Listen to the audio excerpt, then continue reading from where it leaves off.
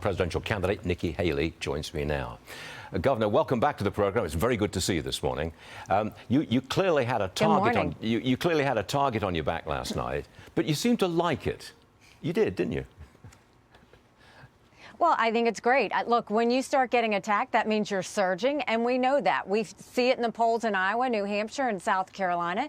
People relate to the fact that we need an accountant in the White House. They relate to the fact that the economy's out of control. There's lawlessness on the border, that we need to get our kids reading again, and that we've got wars around the world. And they want to stop the chaos, and they want some stability. And that's what we want to bring, is we want to make sure that we get a new generational leader that's going to get America back on track. And I think the people see that. And certainly my opponent saw that last night. They went after you because you're creeping up on them, and you might actually be in the lead. But you got a lot of criticism from your competitors because of your big donors that are rallying around you. You took $250,000 from a big Democrat donor, Reid Hoffman. Why did you take his money? Because it seems like you're cozying up to the corporate elite.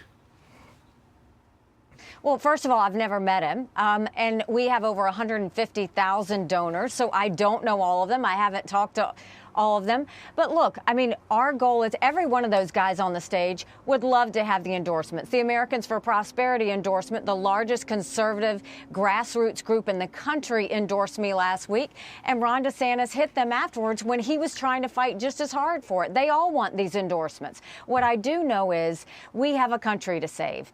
And Republicans have lost the last 7 out of 8 popular votes for president. That's nothing to be proud of. I want to win Republicans. I want to win Democrats. I want to win independents. I was a conservative governor.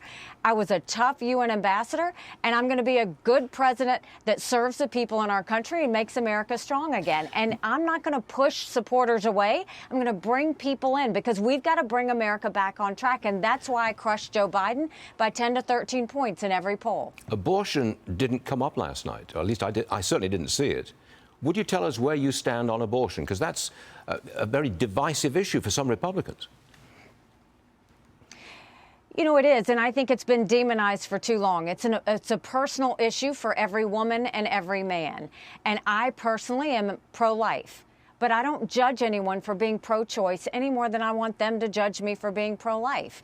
And so now we had unelected justices, right or wrong, by saying this should not be handled by them. It should be handled by people in the states. And I think that's the right thing. It should be as close to the people as possible. But when you're having this conversation about a federal ban, which is what the debate is, you know, in order to do that, you have to tell the American people the truth. It would take a majority of the House, 60 Senate votes, and a signature of a president. We haven't had 60 Republican senators in over 100 years. We may have 45 pro-life senators. So the only way we're going to do something is with consensus. So let's just agree we're going to ban late-term abortions. Let's encourage adoptions and good quality adoptions. Let's say doctors and nurses who don't believe in abortion shouldn't have to perform them. Let's say contraception should be accessible. And let's make sure no state law says that if a woman gets an abortion, she goes to jail or gets the death penalty. Let's start there. Let's stop demonizing this issue and humanize it. I had a roommate in college who was raped.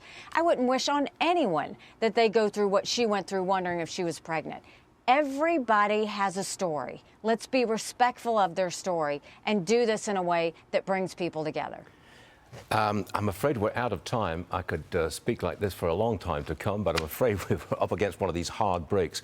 But Ambassador Haley, thank you very much indeed for joining us this morning, and we hope you can come back soon.